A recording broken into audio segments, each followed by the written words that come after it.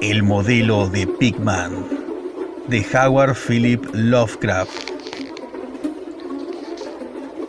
No tienes por qué pensar que estoy loco, Elliot. Muchos otros tienen manías raras. ¿Por qué no te burlas del abuelo de Oliver, que jamás monta en un automóvil? Si a mí no me gusta ese maldito metro, es asunto mío. Y además, hemos llegado más deprisa en taxi. Si hubiéramos venido en tranvía, habríamos tenido que subir a pie la colina desde Park Street. Sé perfectamente que estoy más nervioso que cuando nos vimos el año pasado, pero no por ello debes pensar que lo que necesito es una clínica. Bien sabe Dios que no me faltan motivos para estar internado, pero afortunadamente creo que estoy en mi sano juicio. Porque ese tercer grado no acostumbrabas a ser tan inquisitivo. Bueno, si tienes que oírlo, no veo por qué no puedes hacerlo. Tal vez sea lo mejor, pues desde que te enteraste de que había dejado de ir al Art Club y me mantenía a distancia de Pigman, no has cesado de escribirme como lo haría un atribulado padre. Ahora que Pigman ha desaparecido de la escena, voy por el club de cuando en cuando, pero mis nervios ya no son lo que eran. No sé qué ha sido de Pigman y prefiero no adivinarlo. Podías haber sospechado que dejé de verle porque sabía algo confidencial. Ese es precisamente el motivo por el que no quiera pensar a dónde he ido. Dejemos a la policía que averigüe lo que pueda, que no será mucho, a juzgar por el hecho de que no saben todavía nada de la vieja casa del North End que Pigman alquiló bajo el nombre de Peters. No estoy seguro de que volviera a encontrarla yo, ni de que lo intentara, ni siquiera a plena luz del día. Sí, sé bien, o temo saber por qué la tenía alquilada. De eso voy a hablarte, y espero que entiendas, antes de que haya terminado, por qué no pienso ir a decírselo a la policía. Me pedirían que les llevara hasta allí, pero yo no podría volver a aquel lugar ni aún en el supuesto de que conociese el camino. Algo había allí. Bueno, pero eso ahora no puedo coger el metro y puedes reírte también de lo que voy a decirte, bajar a ningún sótano. Supongo que comprenderías que no dejé de ver a Pigman por las mismas estúpidas razones que les movieron a hacerlo a esas mojigatas mujerzuelas que son el Dr. Reid, Joyce Minot o Rosewood. No me escandalizo ante el arte morboso, y cuando un hombre tiene el talento de Pigman, considero un honor el haberle conocido, al margen de la dirección que tome su obra. Jamás tuvo Boston un pintor con los dotes de Richard Upton Pigman. Lo dije hace mucho y sigo manteniéndolo, y ni siquiera me retracté un ápice de lo dicho cuando expuso su demonio necrófago alimentándose. A raíz de aquello, como recordarás, Minot dejó de tratarle. Tú sabes bien que producir obras como la de Pigman requiere un arte profundo y una especial intuición de la naturaleza. Cualquier ganapán de esos que dibujan portadas puede embadurnar un lienzo sin orden ni concierto y darle el nombre de pesadilla, aquelarre o retrato del diablo. Pero solo un gran pintor puede conseguir que resulte verosímil o suscite pavor. Y ello porque solo un verdadero artista conoce la anatomía de lo terrible y la fisiología del miedo. El tipo exacto de líneas y proporciones que se asocian a instintos latentes o a recuerdos hereditarios de temor, y los contrastes de color y efectos luminosos precisos que despiertan en uno el sentido latente de lo siniestro. No creo que tenga que explicarte a estas alturas por qué un Fuseli nos hace estremecer, mientras que la portada de un vulgar cuento de fantasmas nos mueve a risa. Hay algo que esos artistas captan, algo que trasciende a la propia vida y que logran transmitirnos por unos instantes. Doré poseía esa cualidad, Simmel la posee y otro tanto puede decirse de Angarola de Chicago. y Pigman la poseía en un grado que jamás alcanzó nadie ni, quiéralo el cielo, alcanzará en lo sucesivo. No me preguntes qué es lo que ven.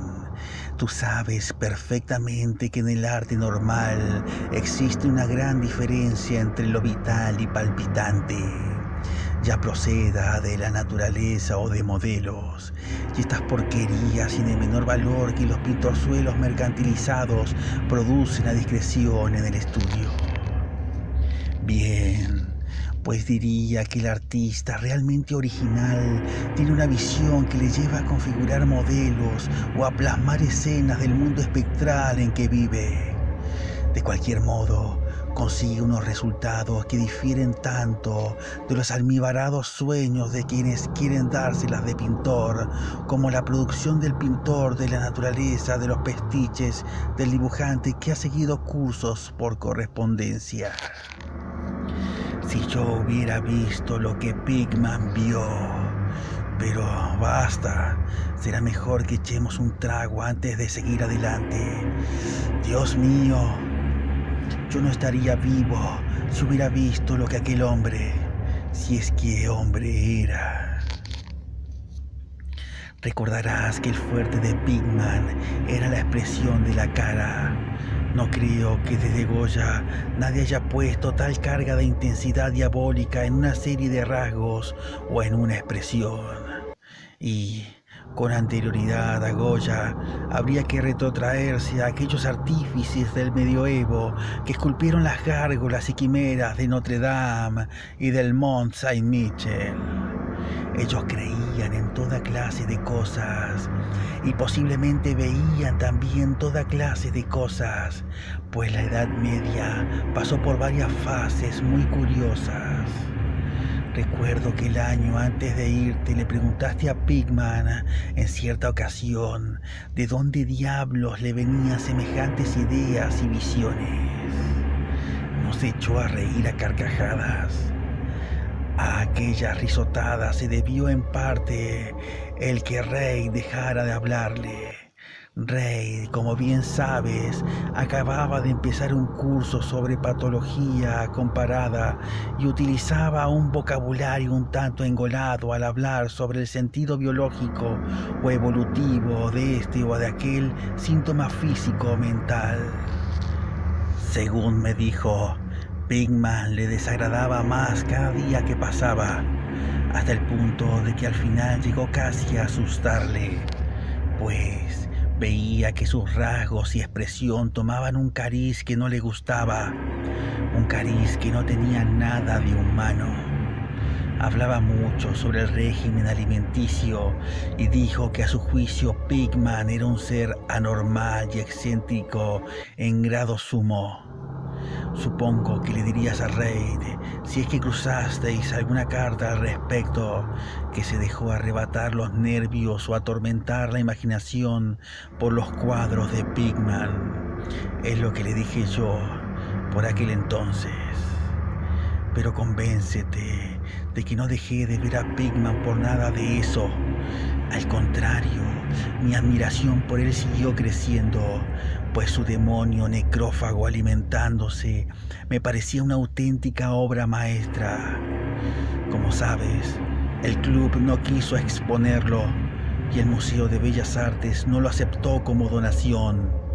Por mi parte, puedo añadir que nadie quiso comprarlo, así que Pigman lo guardó en su casa hasta el día en que se marchó.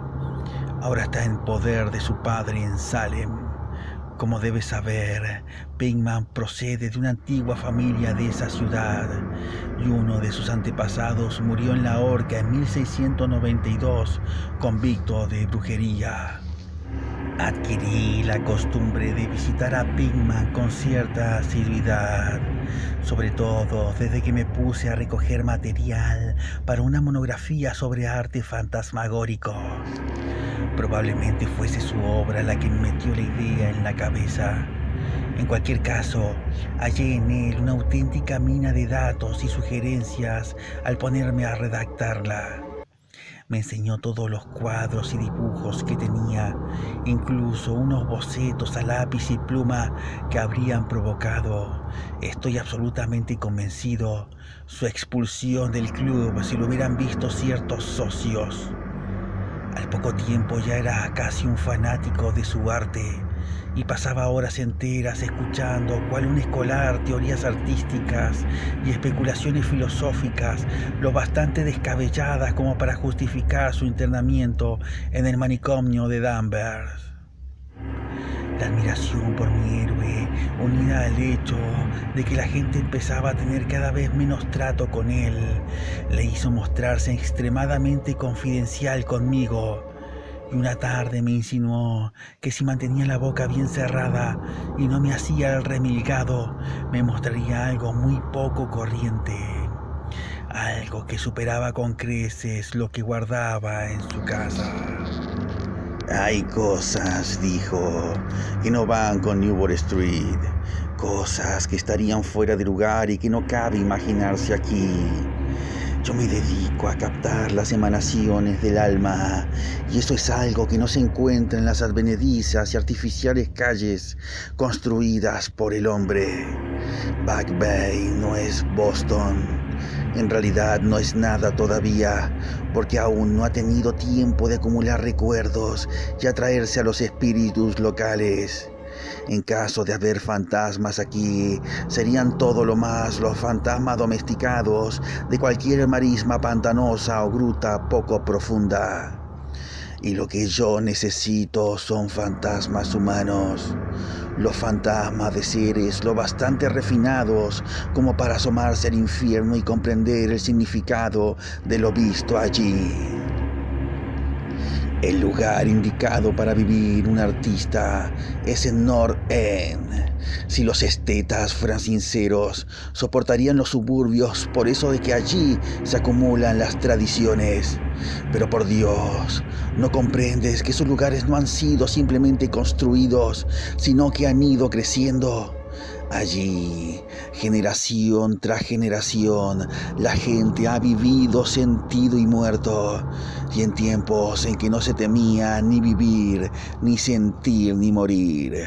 ¿Sabías que en 1632 había un molino en Cobb Hill y que la mitad de las calles actuales fueron trazadas hacia 1650? Puedo mostrarte casas que llevan en pie 2 siglos y medio e incluso más. Casas que han presenciado lo que bastaría para ver reducida a escombros una casa moderna. ¿Qué sabe el hombre de hoy de la vida y de las fuerzas que se ocultan tras ellas? Para ti los embrujos de Salem no pasan de una ilusión, pero me encantaría que mi requetatarabuela pudiera contarte ciertas cosas. La ahorcaron en Gallows Hill bajo la mirada santurrona de Cotton Mather. Mather, maldito sea su nombre, temía que alguien consiguiera escapar de esta detestable jaula de monotonía. Ojalá alguien le hubiese hechizado o sorbido la sangre durante la noche. Puedo mostrarte una casa en donde Mather vivió y otra en la que temía entrar a pesar de todas sus encantadoras baladronadas. Sabía cosas que no se atrevió a decir en aquel estúpido Magnalia o en el no menos pueril Maravillas del Mundo Invisible. Sabías que hubo un tiempo en que todo el North End estaba agujereado por túneles a través de los cuales las casas de ciertas personas se comunicaban entre sí y con el camposanto y con el mar. Mucho procesar y mucho perseguir a cielo descubierto, pero cada día sucedían cosas que no podían entender y de noche se oían risas que no sabían de dónde provenían. En 8 de cada 10 casas construidas antes de 1700 y sin tocar desde entonces, podría mostrarte algo extraño en el sótano. Apenas pasa mes que no se oiga hablar de obreros que descubren galerías y pozos cubiertos de ladrillos que no conducen a parte alguna al derribar este o aquel edificio. Tuviste ocasión de ver uno cerca de Heshman Street desde el ferrocarril elevado el año pasado. Allí había brujas y los que sus conjuros convocan, piratas y lo que ellos trajeron del mar, contrabandistas, corsarios. Y puedo asegurarte que en aquellos tiempos la gente sabía cómo vivir y cómo ensanchar los confines de la vida. Este no era, sin duda, el único mundo que le era dado a conocer a un hombre inteligente y lleno de arrojo. Y pensar que hoy, en cambio, los cerebros son tan inocuos que hasta un club de supuestos artistas se estremece y sufre convulsiones si un cuadro hiere los sentimientos de los contertulios de un salón de té de Bacon Street. Lo único que salva el presente es que su estupidez le impide cuestionar con sumo rigor el pasado. ¿Qué dicen en realidad los mapas, documentos y guías acerca del North End? Bah, tonterías. Así, a primera vista me comprometo a llevarte a 30 o 40 callejas y redes de callejuelas al norte de Prince Street, de cuya existencia no sospechan ni 10 seres vivos, fuera de los extranjeros que pululan por ellas. ¿Y qué saben de ella esos hombres de facciones mediterráneas? No, Turber, esos antiguos lugares se encuentran en el mejor de los sueños, rebosan de prodigios, terror y evasiones de lo manido, y no hay alma humana que los comprenda ni sepa sacar partido de ellos. Mejor dicho, no hay más que una, pues yo no me he puesto a escarbar en el pasado para nada. Escucha, a ti te interesan esas cosas, y si te dijera que tengo otro estudio allí, donde puedo captar el espíritu nocturno de antiguos horrores y pintar cosas en las que ni se me hubiera ocurrido pensar en Newport Street. Naturalmente, no voy a ir a contárselo a estas condenadas mujerzuelas del club, empezando por Reid, maldito sea, que va por ahí diciendo cosas tales como de que yo soy una especie de monstruo que desciende por el tobogán de la evolución en sentido contrario. Sí, Turber, hace mucho que decidí que había que pintar el terror de la vida lo mismo que se pinta a su belleza, así que me puse a explorar en lugares donde tenía fundados motivos para saber que en ellos el terror existía. Cogí un local que no creo conozca más de 3 hombres nórdicos aparte de mí. No está muy lejos del elevado en cuanto a distancia se refiere, pero dista siglos por lo que al alma respecta. Lo que me impulsó a cogerlo es el extraño y viejo pozo de ladrillo que hay en el sótano. Ya sabes, uno de esos sótanos de lo que te he hablado.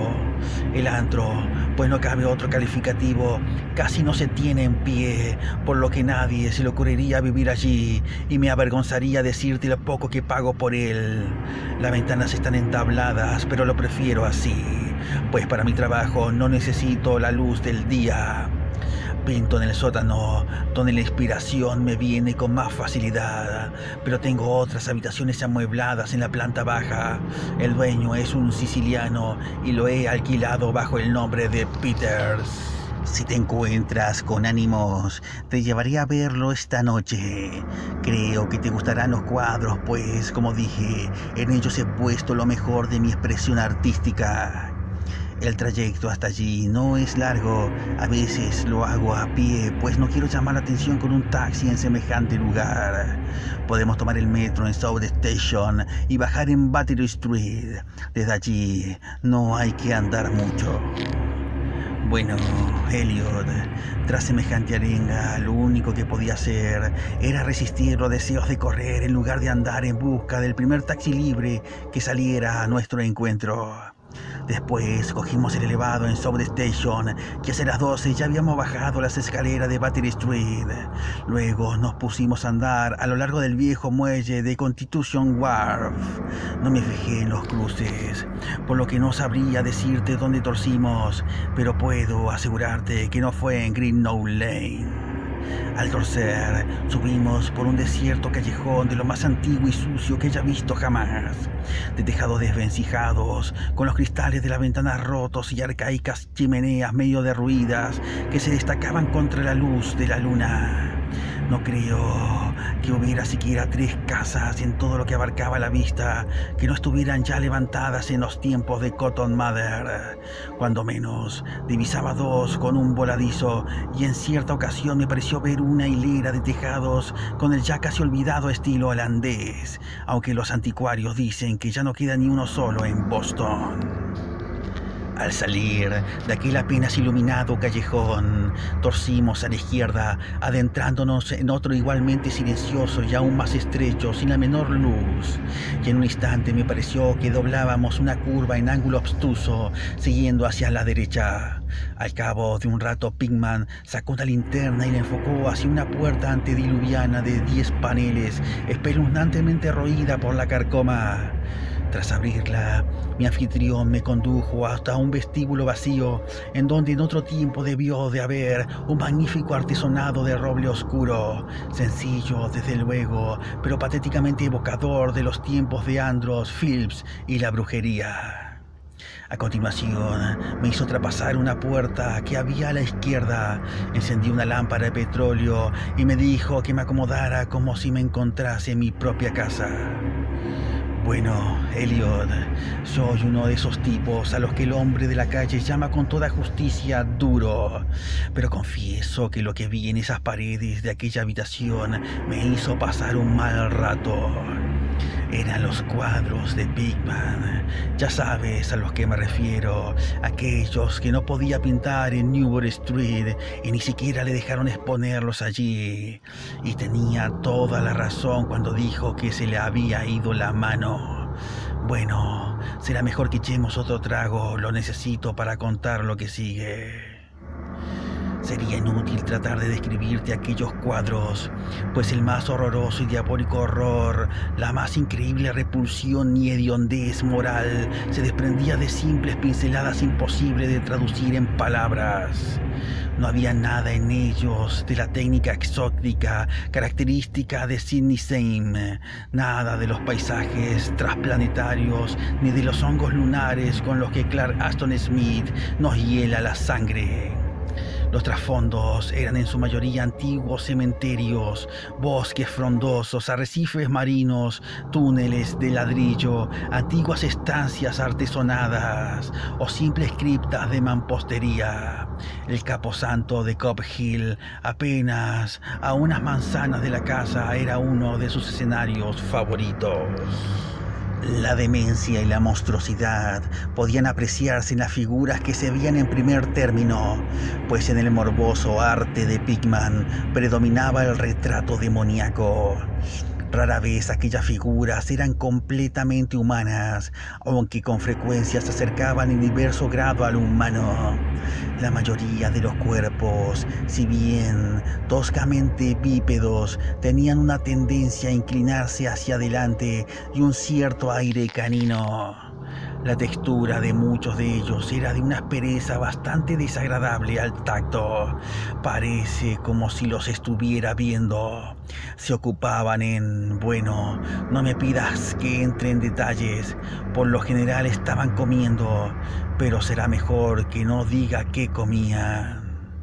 A veces lo mostraba en grupos en cementerios o pasadizos subterráneos y a menudo aparecían luchando por la presa o, mejor dicho, el tesoro descubierto. Y qué expresividad tan genuinamente diabólica sabía en ocasiones infundir Pickman a los ciegos rostros de tan macabro botín.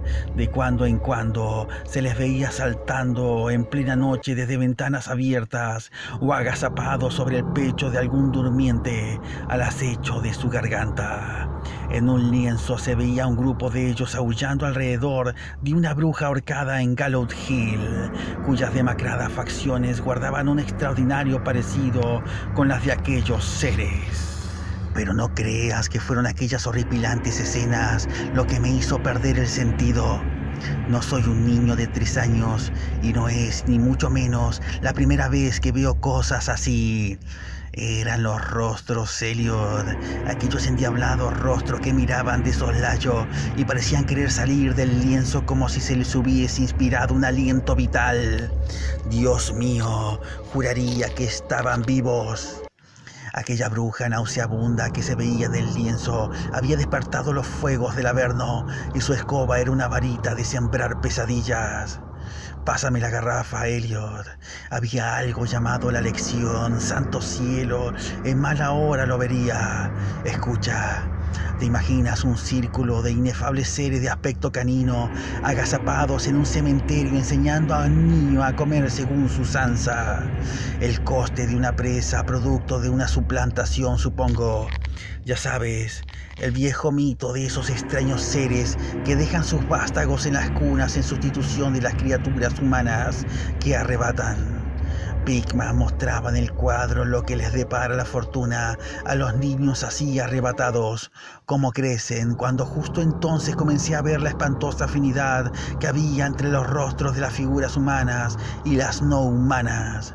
Por medio de aquellas gradaciones de morbosidad entre lo resueltamente no humano y lo desagradablemente humano, trataba de establecer un sardónico nexo evolutivo. Los seres caninos procedían de los mortales. Y apenas acababa de inquirirme qué hacía con las crías que quedaban con los seres humanos a modo de trueque, cuando mi mirada tropezó con un cuadro que representaba a la perfección dicha idea. Se trataba de un antiguo interior puritano, una estancia de gruesas vigas con ventanas de celosía, un largo banco y un mobiliario del siglo XVII de estilo bastante tosco, con la familia sentada en torno al padre mientras éste leía las escrituras. Todos los rostros, salvo uno, mostraban nobleza y veneración, pero ese uno reflejaba la burla del Averno. Era el rostro de un varón de edad juvenil. Sin duda pertenecía a un supuesto hijo de aquel piadoso padre, pero en realidad era de la parentela de los seres impuros. Era el niño suplantado, y en un rasgo de suprema ironía, Pickman había pintado las facciones de aquel adolescente de forma que guardaban un extraordinario parecido con las suyas. Para entonces, Pickman había encendido ya una lámpara en una habitación contigua y cortésmente abrió la puerta para que pasara yo, al tiempo que me preguntaba si quería ver sus estudios modernos. Me había sido imposible darle a conocer muchas de mis opiniones. El espanto y la repugnancia que se apoderaron de mí me dejaron sin habla, pero creo que comprendió perfectamente cuáles eran mis sensaciones y se sintió muy halagado. Y ahora quiero que quede bien en claro una vez más, Elliot, que yo no soy uno de esos alfeñiques que se lanzan a gritar en cuanto ven algo que se aparta lo más mínimo de lo habitual. Me considero un hombre maduro y con algo de mundo, y supongo que con lo que viste de mí en Francia te basta para saber que no soy un tipo fácilmente impresionable. Ten presente, por otro lado, que acababa de recobrar el aliento y de empezar a familiarizarme con aquellos horribles cuadros que hacían de la Nueva Inglaterra colonial una especie de antesala del infierno. Pues bien, a pesar de todo ello, la habitación contigua me arrancó un angustioso grito de la garganta y tuve que agarrarme al vano de la puerta para no desfallecer. En la otra estancia había un sinfín de engendros y brujas invadiendo el mundo de nuestros antepasados, pero lo que había en esta nos traía el horror a la puerta misma de nuestra vida cotidiana. Dios mío, qué cosas pintaba aquel hombre. Uno de los lienzos se llamaba Accidente del Metro, y en él un tropel de abominables seres surgían de alguna ignota catacumba a través de una grieta abierta en el suelo de la estación de metro de Boylston Street y se lanzaban sobre la multitud que esperaba en el andén. Otro mostraba un baile en Cop Hill, en medio de las tumbas, sobre un fondo actual. También había unas cuantas vistas de sótanos con monstruos que se deslizaban furtivamente a través de agujeros y hendiduras abiertos en la mampostería, haciendo siniestras muecas mientras permanecían agazapados tras barriles o calderas y aguardaban a que su primera víctima descendiera por las escaleras.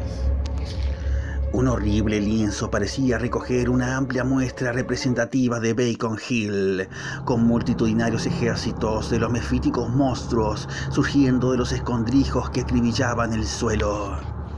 Había asimismo tratamientos libérrimos de bailes en los cementerios modernos, pero lo que me impresionó más que nada fue una escena en una ignota cripta, en donde multitud de fieras se apelotonaban en torno a una de ellas que sostenía entre las manos y leía en voz alta una conocida guía de Boston. Todas las fieras apuntaban a un determinado pasaje y todos los rostros parecían contraídos con una risa tan epiléptica y reverberante que creí incluso oír su diabólico eco. El título del cuadro era Holmes, Lowell y Longfellow yacen enterrados en Mount Auburn. A medida que recobraba el ánimo y me iba acostumbrando a aquella segunda estancia de arte diabólico y morboso, me puse a analizar algunos aspectos de la repugnancia y aversión que me inspiraba todo aquello. En primer lugar, me dije a mí mismo, aquellos seres me asqueaban porque no eran sino la más fiel muestra de la total falta de humanidad e insensible crueldad de Pickman. Semejante personaje debía ser un implacable enemigo de todo el género humano, a tenor del regocijo que mostraba por la tortura carnal y espiritual y la degradación del cuerpo humano. En segundo lugar, lo que me producía pavor en aquellos cuadros era precisamente su grandeza. Aquel arte era un arte que convencía. Al mirar los cuadros veíamos a los demonios en persona y nos inspiraban miedo. Y lo extraño del caso era que la subyugante fuerza de Pickman no provenía de una selectividad previa o del cultivo de lo extravagante. En sus cuadros no había nada de difuso, de distorsionado ni de convencional. Los perfiles estaban bien definidos y los detalles eran precisos hasta rayar lo deplorable. ¿Y qué decir de los rostros? Lo que allí se veía era algo más que la simple interpretación de un artista. Era el mismo infierno retratado cristalinamente y con la más absoluta fidelidad. Eso es justo lo que era, cielos. Aquel hombre no tenía nada de imaginativo ni de romántico. Ni siquiera trataba de ofrecernos las agitadas y multidimensionales instantáneas que nos asaltan en los sueños, sino que fría y sardónicamente reflejaba un mundo de horror estable, mecanicista y bien organizado, que él veía plena, brillante, firme y resueltamente. Solo Dios sabe lo que podría hacer ese mundo, o dónde llegó a vislumbrar Pickman las sacrílegas formas que trotaban, brincaban y se arrastraban por él. Pero cualquiera fuese la increíble fuente en que se inspiraban sus imágenes, una cosa estaba fuera de duda. Pickman era, en todos los sentidos, tanto a la hora de concebir como de ejecutar, un concienzudo y casi científico pintor realista. A continuación bajé tras mi anfitrión a su estudio en el sótano y me preparé para el asalto de algo diabólico entre aquellos lienzos sin terminar. Cuando llegamos al final de la escalera impregnada de humedad, Pickman enfocó la linterna hacia un rincón del enorme espacio que se abría ante nosotros, iluminando el brocal circular de ladrillo de lo que debía de ser un gran pozo excavado en el terroso suelo. Nos acercamos y vi que el orificio medía aproximadamente 1,5 metros de diámetro, con paredes que tendrían 1 pie de grosor y estaba unas 6 pulgadas por encima del nivel del suelo. Una sólida construcción del siglo XVII, si no me equivocaba. Aquello, decía Pickman, era un buen ejemplo de lo que había estado hablando antes. Una abertura de la red de túneles que discurrían bajo la colina. Observé distraídamente que el pozo no estaba recubierto de ladrillo y que por otra cubierta tenía un pesado disco de madera. Pensando en todas las cosas a las que el pozo podía hallarse conectado, si las descabelladas ideas de Pickman eran algo más que mera retórica, un escalofrío me recorrió el cuerpo. Luego, siempre yo detrás de él, subimos un escalón y atravesamos una estrecha puerta que daba a una amplia estancia con un suelo entarimado y amueblada como si fuese un estudio. Una instalación de gas acetileno suministraba la luz necesaria para poder trabajar. Los cuadros sin acabar, montados en caballetes o apoyados contra la pared, eran tan espeluznantes como los que había visto en el piso de arriba y constituían una buena prueba de la meticulosidad con que trabajaba el artista. Las escenas estaban esbozadas con sumo cuidado y las líneas trazadas a lápiz hablaban por sí solas de la prolija minuciosidad de Pickman al tratar de conseguir las perspectivas y proporciones exactas. Era todo un gran pintor y sigo sosteniéndolo hoy con todo lo que sé.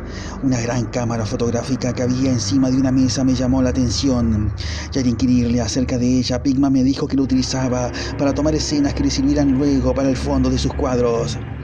pues así podía pintar a partir de fotografías sin tener que salir del estudio, en lugar de ir cargando con su equipo por toda la ciudad en busca de esta o aquella vista. A juicio suyo, las fotografías eran tan buenas como cualquier escena o modelos reales para trabajos de larga duración, y según dijo, las empleaba habitualmente. Había algo muy desapacible en los nauseabundos bocetos y en las monstruosidades a medio terminar que echaban torvas miradas desde cualquier ángulo de la estancia. Y cuando Pickman descubrió súbitamente un gran lienzo que se encontraba lejos de la luz, no pude evitar que se me escapara un estruendoso grito. El segundo que profería aquella noche resonó una y otra vez a través de las mortecinas bóvedas de aquel antiguo y salitroso sótano, y tuve que realizar un tremendo esfuerzo para contener una histérica carcajada. Dios misericordioso, Elliot. No sé cuánto había de real y cuánto de febril fantasía en todo aquello. Jamás podría imaginarme semejante sueño. El cuadro representaba un colosal e indescriptible monstruo de centellantes ojos rojos que tenía entre sus huesudas garras algo que debió haber sido un hombre y le roía la cabeza como un chiquillo chupa un pirulí. Estaba en cuclillas y al mirarle parecía como si en cualquier momento fuera a soltar su presa en busca de un bocado jugoso. Pero maldición, la causa de aquel pánico atroz no era ni mucho menos aquella diabólica figura, ni aquel rostro perruno de orejas puntiagudas, ojos inyectados en sangre, nariz chata y labios babeantes. No eran tampoco aquellas garras cubiertas de escamas, ni el cuerpo recubierto de moho, ni los pies semiangulados, no era nada de eso, aunque habría bastado cualquiera de tales notas para volver loco al hombre más pintado. Era la técnica, Elliot, aquella maldita, implacable y desnaturalizada técnica. Puedo jurar que jamás había visto plasmado en un lienzo el aliento vital de forma tan real. El monstruo estaba presente allí, lanzaba feroces miradas, roía y de nuevo lanzaba feroces miradas, y entonces pude comprender que solo una suspensión de las leyes de la naturaleza podía llevar a un hombre a pintar semejantes seres sin contar con un modelo, sin haberse asomado a ese mundo inferior que a ningún mortal no vendido al diablo le ha sido dado ver.